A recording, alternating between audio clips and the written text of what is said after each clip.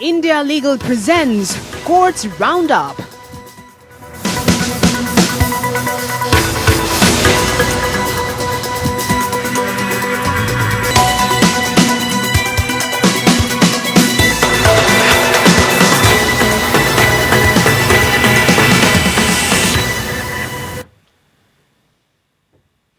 नमस्कार, courts roundup में स्वागत है आपका और मैं हूं आपके साथ नेहा दुबे। इस बुलेटिन में अगले आधे घंटे हम आपको कोर्ट से जुड़ी तमाम छोटी बड़ी खबरों से करवाएंगे रूबरू। कोर्ट की कार्रवाई और सुप्रीम कोर्ट से लेकर हाई कोर्ट्स और लोअर कोर्ट्स तक के फैसलों को रखेंगे आपके सामने। आगे बढ़ने से पहले एक नजर हेडलाइंस पर। सुप्रीम कोर्ट ने कहा लोन मॉरेटोरियम की अवधि 31 अगस्त से ज्यादा नहीं बढ़ेगी। चक्रवृद्धि ब्याज की वसूली उधारकर्ताओं से नहीं। लोन मॉरेटोरियम पॉलिसी में दखल देने से कोर्ट ने किया इनकार। सुप्रीम कोर्ट ने हाई कोर्ट में ओटीटी कंटेंट को रेगुलेट करने के मामले में सुनवाई पर लगाई रोक। सरकार ने दायर किया शपथ पत्र, कहा कंटेंट रेगुलेट करने के लिए तंत्र बनाने की जरूरत। हाइब्रिड सुनवाई मामले पर सुप्रीम कोर्ट में एससीबीए की याचिका का किया निपटारा तो अध्यक्ष विकास सिंह ने अपनाया तल्ख रुख, कहा अपनाएंगे आंदोलनकारी रास्ता। एसओपी बनाने पर नहीं ली गई सहमति। ज्यादा शराब पीने से हुई मौत मामले में सुप्रीम कोर्ट ने रिश्तेदार के बीमा के दावे को किया खारिज, कहा शराब पीने से हुई मौत पर इंश्योरेंस क्लेम नहीं।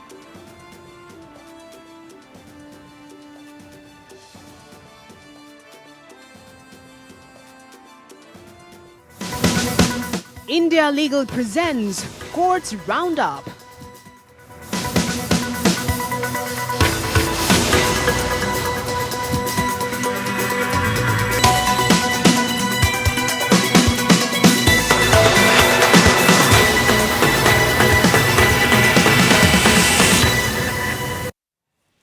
सुप्रीम कोर्ट ने एक महत्वपूर्ण फैसले में कहा कि लोन मॉरेटोरियम को और नहीं बढ़ाया जा सकता है और न ही इस दौरान ब्याज को पूरी तरह से माफ किया जा सकता है। सुप्रीम कोर्ट के इस फैसले से बैंकों को राहत मिली है।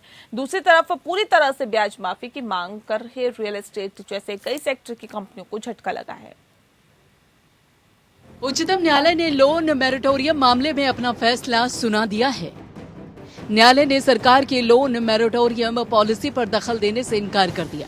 साथ ही न्यायालय ने लोन मॉरेटोरियम अवधि बढ़ाने से भी इनकार कर दिया है। कोर्ट ने कहा कि मॉरेटोरियम की अवधि 31 अगस्त से ज्यादा नहीं बढ़ाई जा सकती।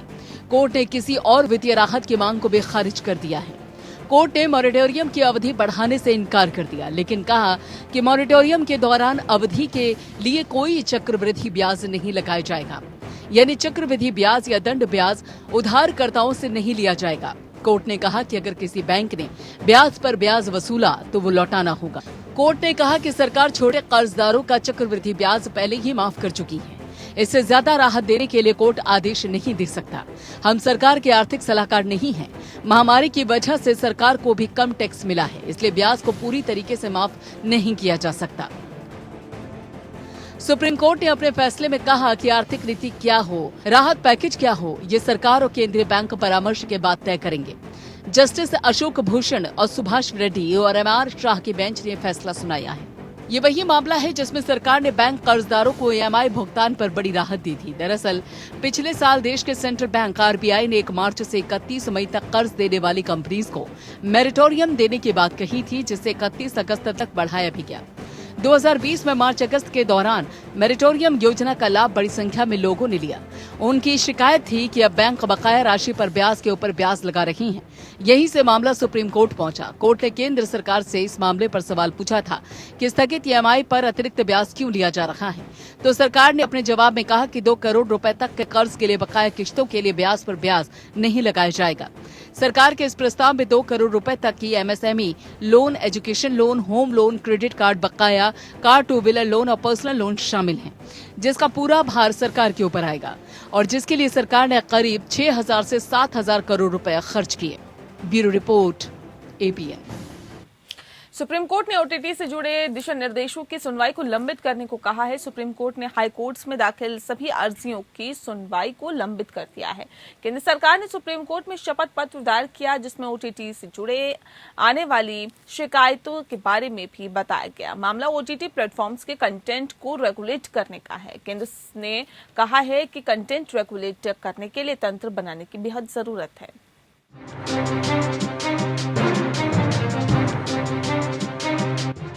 सुप्रीम कोर्ट ने उच्च न्यायालयों के समक्ष लंबित Netflix, Amazon prime video, Hotstar आदि जैसे ऑनलाइन मीडिया स्ट्रीमिंग प्लेटफॉर्मों पर कंटेंट से नियमन संबंधित मामलों की कार्रवाई पर रोक लगा दी है। उच्चतम न्यायालय ने ओवर द टॉप मंचों के नियमन को लेकर सभी उच्च न्यायालयों में दायर याचिकाओं की सुनवाई पर रोक लगा दी है। वहीं केंद्र सरकार ने सुप्रीम कोर्ट में शपथ पत्र दायर किया है, जिसमें सरकार ने दावा किया कि ओटीटी प्लेटफॉर्म्स पर होने वाले कार्यक्रमों की सामग्री और इन प्लेटफॉर्मों पर सामग्री की जांच के लिए एक तंत्र बनाने की मांग लंबे अरसे से हो रही है। सरकार ने शपथ पत्र में कहा कि सांसदों और कई राज्यों के मुख्यमंत्रियों को ओटीटी प्लेटफॉर्म्स के कंटेंट को लेकर लगातार शिकायतें मिल रही थी। इसीलिए सोशल मीडिया प्लेटफॉर्म्स, ओटीटी और डिजिटल मीडिया के लिए information technology intermediary guidelines and digital media ethics code नियम 2021 का मसौदा तैयार करना पड़ा। सरकार ने ये शपथ पत्र सुप्रीम कोर्ट के वकील शशांक शेखर झा की ओर से दायर जनहित याचिका के बाद दायर किया, जिन्होंने ओवर द टॉप प्लेटफॉर्मों में सामग्री के विनियमन की मांग की थी। न्यायमूर्ति DY चंद्रचूड़ के नेतृत्व वाली पीठ को सॉलिसिटर जनरल तुषार मेहता ने बताया कि केंद्र की ओर से उच्च न्यायालय से लंबित ऐसी सभी याचिकाओं को संलग्न करने के लिए हस्तांतरण याचिका दायर की गई थी। इस पर शीर्ष अदालत ने नोटिस जारी किया था, जिसके बाद भी पंजाब और हरियाणा उच्च न्यायालय में लंबित मामले पर कार्रवाई हो रही है। पीठ ने कहा कि हस्तांतरण याचिका पर नोटिस जारी करने का मतलब है कि चल रही सुनवाई को रोकना होगा। मेहता ने कहा कि इस मामले में कई उच्च न्यायालयों में नई याचिकाएं भी दायर की गई है। पीठ ने कहा कि हम उच्च न्यायालयों में इस प्रकरण में सभी कार्रवाई पर रोक लगाते हैं और मामले की होली की छुट्टी के बाद दूसरे सप्ताह में इस पर सुनवाई करेंगे। पिछले साल 20 दिसंबर को सूचना और प्रसारण, इलेक्ट्रॉनिक्स और सूचना प्रौद्योगिकी और कानून और न्याय मंत्रालय के सचिवों के माध्यम से हस्तांतरण याचिका दायर की थी। 9 फरवरी को जस्टिस S. अब्दुल नजीर और जस्टिस संजीव खन्ना की एक पीठ ने याचिका पर जवाब देने के लिए नोटिस जारी किया और 23 मार्च को मामले को सूचीबद्ध किया और इसे जस्टिस फॉर राइट्स फाउंडेशन नामक एक NGO द्वारा दायर एक अन्य लंबित याचिका के साथ टैग किया, जिसमें ओटीटी प्लेटफॉर्मों के विनियमन की मांग की गई थी। Bureau report. और चलिए इस वक्त सीधे हमारे साथ फोन लाइन पर शिवम शर्मा अधिवक्ता फोन लाइन पर जुड़ गए हैं। शिवम, जानना चाहेंगे आपसे कि सुप्रीम कोर्ट में सरकार ने अपने हलफनामे में क्या कुछ कहा है, हमें तफसील से बताएं। देखिए, इस मामले में पीठ ने कहा कि आमतौर पर जब एक स्थानांतरण में नोटिस जारी किया जाता है तो ये माना जाता है कि रोक लग गई है। लेकिन बताना चाहता हूँ, जस्टिस शाह ने कहा है कि क्योंकि उच्च न्यायालय है जहाँ संबंधित मामले लंबित है, इसलिए सभी कार्रवाई पर रोक का आदेश दिया जा सकता है। जस्टिस चंद्रचूड़ ने सहमति व्यक्त की और कहा कि उच्चतम न्यायालय के समक्ष मामला लंबित रहने पर सभी हाईकोर्ट में रोक लगाने पर कार्रवाई पर रोक लगाने के लिए आदेश को संपादित किया जाएगा। देखिए, इससे पहले कोर्ट को बताया गया कि हाल ही में 16 मार्च को एक आदेश पारित किया गया था। एसडी मेहता ने अदालत को सूचित किया था कि योग्यता के आधार पर मामले पर विचार कर रहे हैं। न्यायालय ने कहा कि ये सूचित किया जाता है कि पंजाब और हरियाणा उच्च न्यायालय योग्यता के आधार पर आगे बढ़ रहा है, इसलिए अदालत ने आगे कार्रवाई पर रोक लगाने का आदेश दिया, क्योंकि स्थानांतरण याचिका पहले ही नोटिस जारी किए जा चुके हैं। देखिए, बेंच ने ओटीटी प्लेटफॉर्म के नियमन के लिए विभिन्न उच्च न्यायालयों में लंबित मामलों को शामिल करने की मांग वाली केंद्र सरकार की स्थानांतरण याचिका पर सुनवाई करते हुए ये निर्देश जो है जारी किए। बहुत शुक्रिया आपका शिवम, हमारे साथ सीधे फोन लाइन पर जुड़ने के लिए। वहीं सुप्रीम कोर्ट ने फर्जी मुकदमों के पीड़ितों के लिए मुआवजे की याचिका पर नोटिस जारी किया है। न्यायमूर्ति UU ललित की अध्यक्षता वाली पीठ ने बीजेपी नेता कपिल मिश्रा, आपको बता दें कि बीजेपी नेता कपिल मिश्रा द्वारा दायर एक अन्य याचिका को भी इसके साथ ही टैग किया है, जो इसी तरह का निर्देश मांग रही है। मिश्रा ने सर्वोच्च न्यायालय से आग्रह किया कि केंद्र को फर्जी शिकायतों के खिलाफ सख्त कार्रवाई करने और मुकदमा चलाने के लिए तंत्र बनाने और फर्जी मुकदमों के पीड़ितों को पर्याप्त मुआवजा देने का निर्देश जारी किया जाए।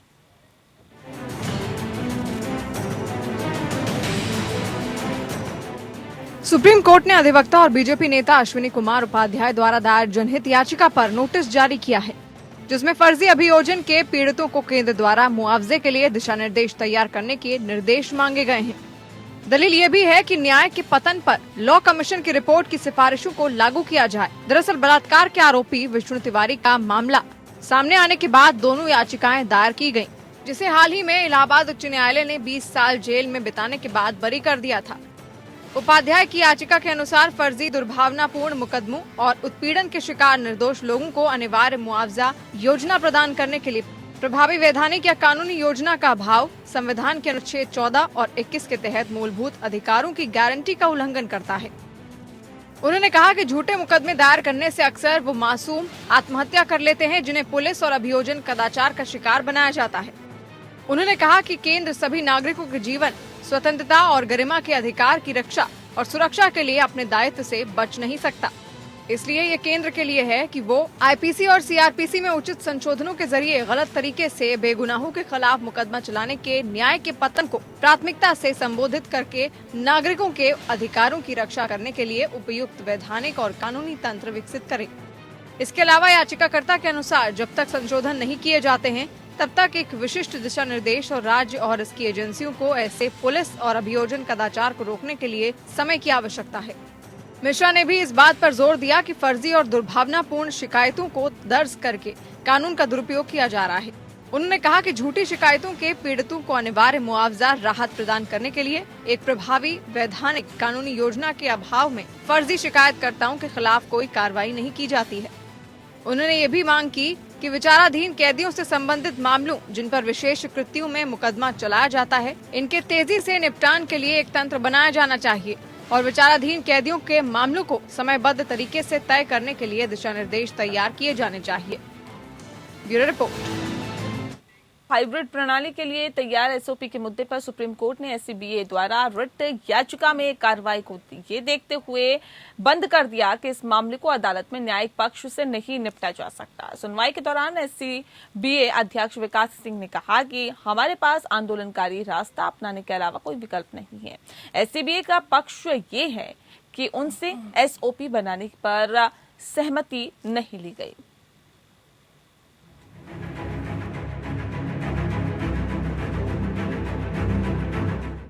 उच्चतम न्यायालय ने सुप्रीम कोर्ट बार एसोसिएशन द्वारा दायर याचिका का निपटारा करते हुए शीर्ष अदालत में सुनवाई की। याचिका में हाइब्रिड प्रणाली के लिए रखे गए मानक संचालन प्रक्रिया या एसओपी को चुनौती दी गई थी। ऐसा करते समय न्यायमूर्ति संजय किशन कौल और आर सुभाष रेड्डी की खंडपीठ ने कहा कि न्यायिक पक्ष पर बहुत कम काम किया जा सकता है और इस मामले को न्यायालय के प्रशासनिक पक्ष द्वारा सुधारा जाना चाहिए। हालांकि वरिष्ठ अधिवक्ता और एससीबीए अध्यक्ष विकास सिंह ने आदेश पर आपत्ति ली। हमारे पास आंदोलनकारी रास्ता अपनाने के अलावा कोई विकल्प नहीं है। सिंह ने कहा कि एससीबीए अध्यक्ष उन परामर्शों का हिस्सा नहीं थे जिसमें एसओपी को अंतिम रूप दिया गया था। विकास सिंह ने कहा कि अगर लॉर्डशिप ये महसूस करते हैं कि सर्वोच्च न्यायालय कानून से ऊपर है, तो हमें कानून को अपने हाथों में लेना होगा। हम लोगों ने ये फैसला लिया है कि हम परसों मतलब थर्सडे के शाम को 4:30 बजे एक कैंडल लाइट मार्च करेंगे सुप्रीम कोर्ट से इंडिया गेट तक। अगर उसके पहले हमारी कोई अगर मीटिंग सफल मीटिंग हो जाती है, हमारा अगर एक डिस्कशन हो जाता है, तो हमारे पास कभी भी निर्णय है, हम वापस उसको ले सकते हैं। इसलिए एक प्रोटेस्ट है कि हमको बिना कंसल्ट किए एक चीज़ बनाया गया और फिर हमारी रिट पिटिशन पे सुनवाई नहीं हुई। देखिए, कुछ भी हो, जिसका भी कोई ग्रीवांस होता है तो कानून का दायरा लेता है ना। हमने तो पहले कानून का दायरा लिया। वरिष्ठ अधिवक्ता गीता लूथरा ने ट्रायल कोर्ट में हाइब्रिड सुनवाई के लिए सुविधाओं की कमी की बात कही। जस्टिस एसके कौल और जस्टिस आर सुभाष रेड्डी की पीठ ने दर्ज किया कि समन्वय समिति ने 3 फरवरी, 4 फरवरी और 13 फरवरी को बैठकें आयोजित की थी, जिसमें एससीबीए और एससीओआरए के सदस्यों ने भाग लिया, जहां एसओपी तैयार करना ही मुख्य एजेंडा था। 10 फरवरी को सिफारिशें प्राप्त होने के बाद 13 फरवरी को हाइब्रिड प्रणाली के विभिन्न पहलुओं पर चर्चा की गई थी। 4 मार्च को समिति ने सभी प्रासंगिक सामग्रियों पर विचार किया, जिसमें चिकित्सा विशेषज्ञों की राय भी शामिल थी, और उन्होंने प्रस्ताव किया कि 15 मार्च से हाइब्रिड प्रणाली शुरू हो सकती है। ये कि एसओपी को एससीबीए और एससीओआरए के साथ विस्तृत परामर्श के बाद पारित किया गया था। सिफारिशों सहित सभी संबंधित सामग्री को सीजीआई के समक्ष रखा गया था और एसओपी 5 मार्च को प्रकाशित किया गया था। पीठ ने ये भी कहा कि ये परिकल्पना की गई थी कि एसओपी के किसी भी भाग या शब्द के रूप में कोई शिकायत हो तो उसके संशोधन के लिए सुझाव समिति के समक्ष रखे जा सकते हैं। पीठ ने एससीबीए के अध्यक्ष विकास सिंह की दलीलों को रिकॉर्ड किया कि रजिस्ट्री के साथ पहले की बैठक में बार के परिप्रेक्ष्य और उसके समस्याओं पर विचार नहीं किया गया था। Bureau report. सुप्रीम कोर्ट ने उस व्यक्ति की कानूनी उत्तराधिकारी के बीमा दावे को खारिज कर दिया जिसकी मौत अत्यधिक शराब पीने से दम घुटने के कारण हुई थी। शीर्ष अदालत ने कहा कि मामले में बीमा कंपनी का दायित्व पूरी तरह से प्रत्यक्ष तौर पर किसी दुर्घटना से पहुंची चोट के मामले में मुआवजा देने का है। जस्टिस एम शांतन गोदर और जस्टिस विनीत सरन की पीठ ने राष्ट्रीय उपभोक्ता विवाद निवारण आयोग के आदेश को बरकरार रखा जिसमें कहा गया था कि मृत्यु किसी दुर्घटना की वजह से नहीं हुई और बीमा नीति के तहत ऐसे मामलों में मुआवजा देने का कोई संवैधानिक दायित्व नहीं है। पीठ ने कहा कि मामले के तथ्यों और परिस्थितियों के मद्देनजर हमें राष्ट्रीय आयोग के 24 अप्रैल 2009 के आदेश में हस्तक्षेप का कोई कारण दिखाई नहीं देता। शीर्ष अदालत ने ये आदेश हिमाचल प्रदेश राज्य वन निगम में तैनात एक चौकीदार की कानूनी उत्तरदायी नर्मदा देवी की याचिका पर दिया है। हिमाचल प्रदेश के शिमला जिले में इस चौकीदार की मृत्यु आपको बता दें कि वर्ष 1997 में 7-8 अक्टूबर की मध्यरात्रि को हो गई थी। पोस्टमार्टम रिपोर्ट में उसकी मौत का कारण अत्यधिक शराब पीना और उससे दम घुटने की वजह बताया गया। ऐसे में शीर्ष अदालत ने कहा कि इस तरह की मृत्यु दुर्घटना से होने वाली मृत्यु की श्रेणी में नहीं आती है और संबंधित बीमा नीति के तहत ऐसे मामलों में मुआवजा देने का बीमा कंपनी का दायित्व नहीं बनता। उत्तर प्रदेश में होने वाले पंचायत चुनावों पर सुप्रीम कोर्ट में कब सुनवाई होगी, इस पर अभी भी संशय बरकरार है। कोर्ट में यूपी पंचायत चुनाव को लेकर जो अर्जी दाखिल की गई है उसमें कुछ तकनीकी खामियां हैं। नियमों के मुताबिक सुप्रीम कोर्ट में दाखिल अर्जी की तकनीकी खामियों को दूर करने के बाद ही मामले को किसी सुप्रीम कोर्ट की बेंच में सुनवाई के लिए लगाया जाता है। दरअसल सुप्रीम कोर्ट में एक याचिका दायर कर इलाहाबाद हाईकोर्ट उस फैसले को चुनौती दी गई है जिसमें वर्ष 2015 को आधार वर्ष मानकर उत्तर प्रदेश में पंचायत चुनाव में सीटों के लिए आरक्षण लागू करने का आदेश दिया गया था। वास्तव में इस फैसले को लेकर कुछ लोग खुश हैं और इसके विरोध में भी कुछ लोग हैं। ऐसे में इस व्यवस्था से कई ग्राम पंचायत के समीकरण ही बदल गए। दिलीप कुमार नाम से एक शख्स ने हाईकोर्ट के फैसले के खिलाफ सुप्रीम कोर्ट में दायर विशेष अनुमति याचिका एसएलपी में कहा कि हाईकोर्ट के फैसले पर विचार किया जाना चाहिए। याचिकाकर्ता की ओर से कहा गया कि हाईकोर्ट में उनका पक्ष नहीं सुना गया। बता दें कि पिछले दिनों हाईकोर्ट ने वर्ष 2015 को आधार वर्ष मानकर प्रदेश में पंचायत चुनाव में आरक्षण लागू करने का आदेश दिया था और 25 मई तक पंचायत चुनाव संपन्न कराने के लिए कहा था। उत्तर प्रदेश के ज्यादातर जिलों में 2015 के चक्रानुक्रम को आधार मानते हुए त्रिस्तरीय पंचायत चुनाव की सीटवार संशोधित अंतिम आरक्षण सूची जारी कर दी गई है। अन्य जिलों में भी कल तक सूची जारी कर दिए जाने की संभावना है। इस संशोधन से प्रदेश भर में सीटों के आरक्षण में भारी बदलाव हुआ और सीतापुर में 99% से ज्यादा सीटें प्रभावित हुई।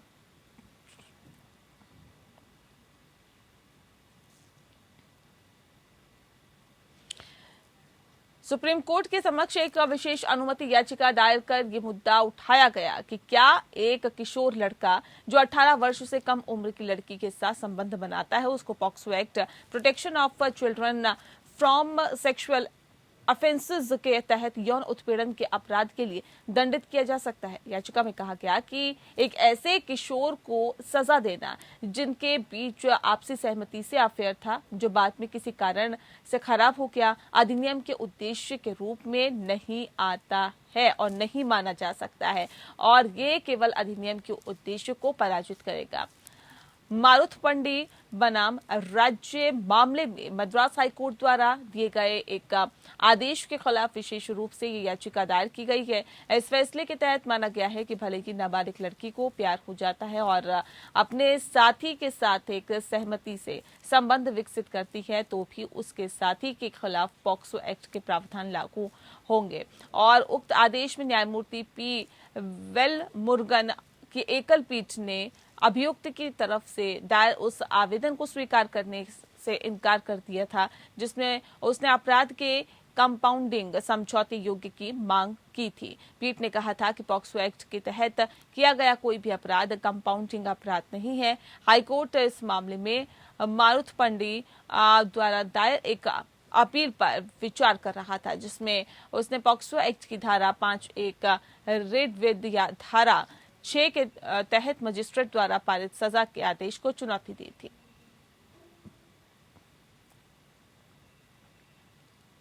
मुंबई के वकील डॉक्टर जयश्री लक्ष्मणराव पाटिल ने महाराष्ट्र के गृह मंत्री अनिल देशमुख और मुंबई के पूर्व पुलिस आयुक्त परमवीर सिंह के खिलाफ दुर्भावना के आरोपों में केंद्रीय जांच ब्यूरो यानी सीबीआई या किसी अन्य स्वतंत्र एजेंसी द्वारा जांच के लिए बॉम्बे हाईकोर्ट का दरवाजा खटखटाया है। याचिका में आरोप लगाया गया है कि देशमुख गृह मंत्री के पद को संभालने के लिए भरोसेमंद नहीं है क्योंकि ये सामने आया है कि ये दिखाते हुए कि वह अपनी शक्तियों का दुरुपयोग कर रहे थे और अधिकारियों को, आम नागरिकों और व्यवसायी व्यक्तियों से धन निकालने का निर्देश भी दे रहे थे। सिंह ने मुख्यमंत्री उद्धव ठाकरे को सिंह द्वारा लिखे गए एक पत्र पर निर्भरता जताते हुए कहा कि देशमुख पुलिस जांच में बार बार हस्तक्षेप करते थे और बार बार अधिकारियों को फोन करते थे और जांच करते समय कार्रवाई के दौरान उन्हें निर्देश देते थे।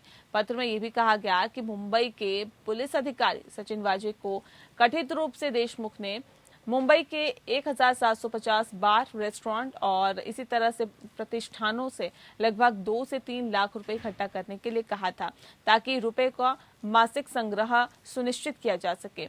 पाटिल ने अपनी दलील में कहा कि सिंह ने भी देशमुख के खिलाफ एफआईआर दर्ज करके मामले का संज्ञान नहीं लिया।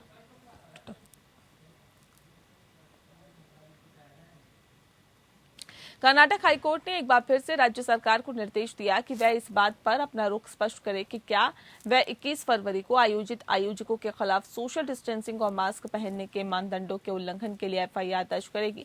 मुख्य न्यायाधीश अभय ओका और न्यायमूर्ति सूरज गोविंद राज की खंडपीठ ने कहा कि अब आपको एफआईआर दर्ज कराना चाहिए और बच नहीं सकता। एक अपराध है जिससे समझौता हो नहीं सकता, आप उससे समझौता होने तक रुक नहीं सकते। अगर ऐसा नहीं हुआ तो सुप्रीम कोर्ट द्वारा ललिता कुमार मामले में दी गई गाइडलाइंस शून्य साबित होगी। अदालत ने मौखिक रूप से कहा कि लाखों लोग बिना मास्क के इकट्ठे हुए और आप एफआईआर दर्ज नहीं कर रहे हैं। ये ऐसा कुछ भी जो अनुसूचित माफ कीजिएगा जो अनुचित है और शुरू में हमने आपको समय देते हुए कहा कि जैसा आपने कहा कि कानून में संशोधन किया जा रहा है, अब कानून में संशोधन हुआ है और कोई समझौता नहीं हुआ है और फिर भी आप कह रहे हैं कि हम एफआईआर दर्ज नहीं करेंगे। जब आप कोई अपराध नहीं करते हैं या फिर जब अपराध नहीं होता है तब इससे समझौता नहीं किया जा सकता है। कानून के अनुसार आपको पहले एफआईआर दर्ज करनी होगी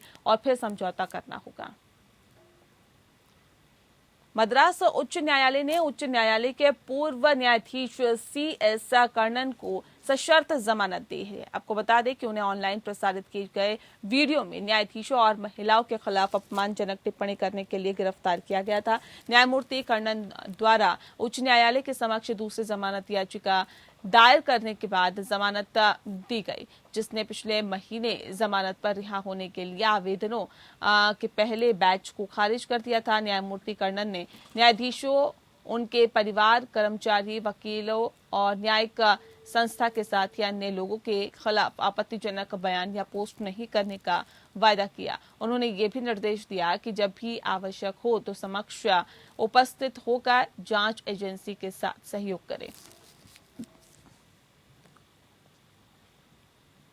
और चलिए इसी के साथ फिलहाल इस बुलेटिन में इतना ही। नमस्कार। India Legal presents Courts Roundup.